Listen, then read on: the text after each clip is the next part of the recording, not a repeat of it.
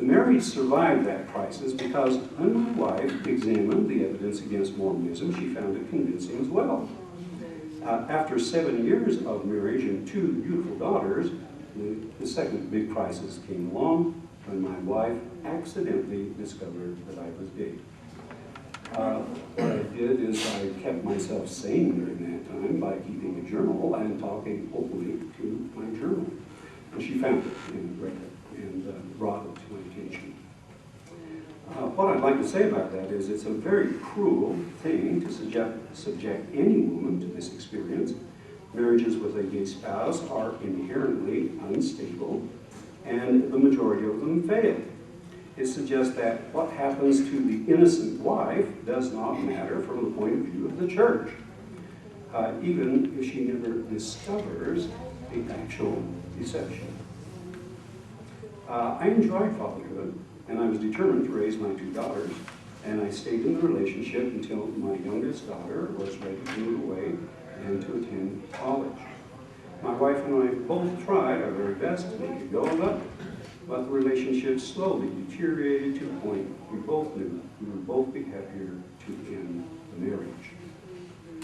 3 years after my divorce, I met my companion, Paul, who we'll go from later, and we've been together now for 15 years. Last summer, we got married in California, and this official status lasted for all of 8 hours until we crossed the Nevada state line. However, we're still married in the state of California. That is, unless the ballot measure to amend the Constitution in California is approved, and it's a very toss-up at the present time. So we'll have to say whether Paul and I stay married in California. Okay, now I wish to change the topic, and for the rest of the time I'll not be using the written material.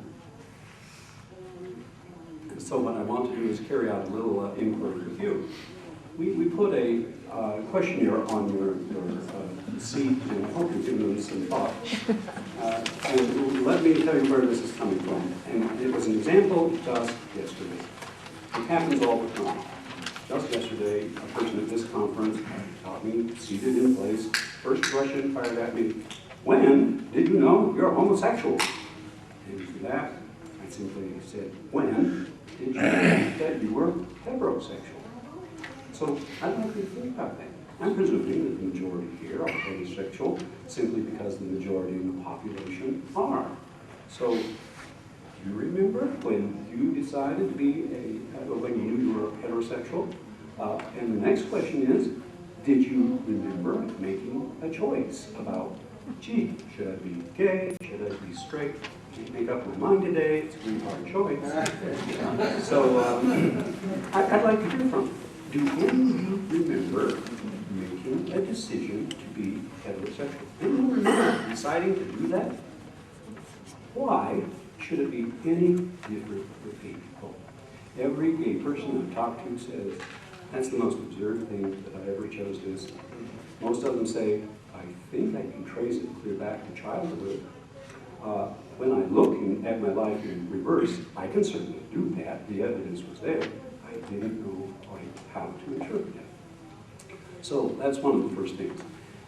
The church, you see, in its relationship with gay people, presumes that it's a chosen thing, and that you choose to be gay, and you choose to be sinful, and that it's a matter of choice. If there's anything that I'd like to convey to people, it's a pretty absurd notion, to think that it's a chosen thing. Okay, now for another bit of inquiry here.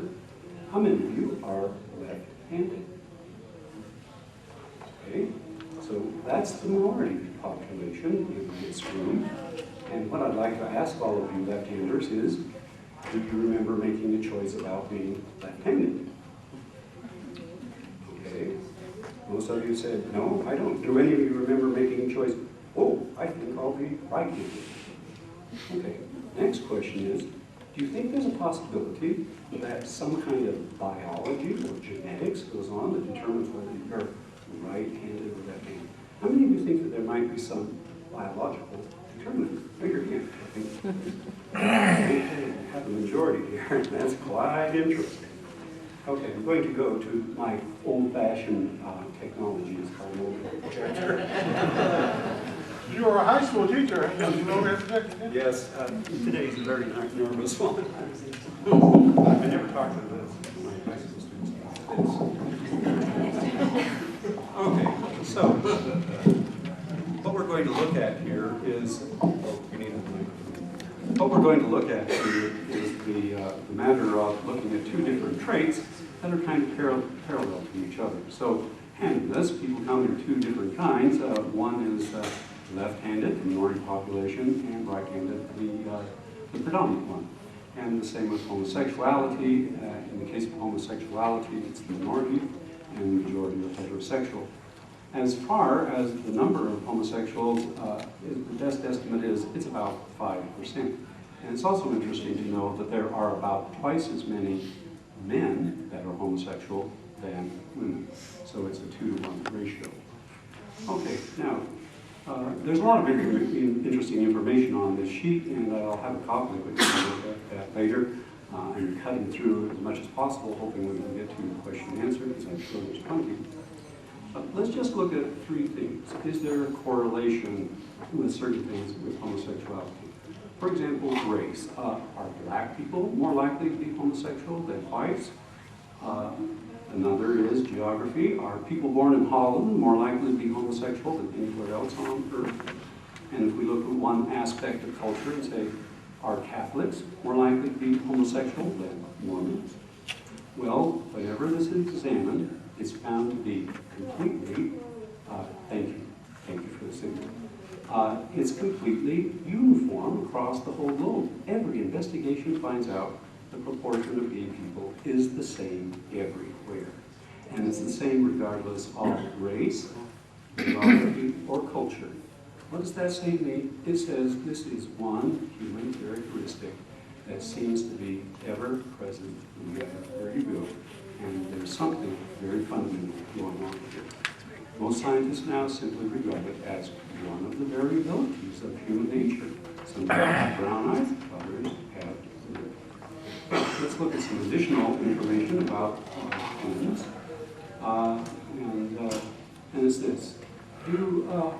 Does homosexuality run in families? The thing is, how many times have you said, oh, he's got his grandpa's nose, but he sure has his grandma's eyes? Well, we know that things run in families. How about homosexuality? It does run in families. Doesn't that suggest that there is some inheritance going on? As a matter of fact, the probability, if you take 2 gay brothers, same family, 2 gay brothers, what is the probability that if you have one brother that's gay, that there will be another? It's 22%, whereas we learn in the population generally, it's about 5%. So there is an increased probability just if you're someone in the same family, suggesting, well, if the probability goes up simply because you're brothers and have the same parents passing down the same DNA, you're more likely to be gay. That's a suggestion there's something genetic going on here.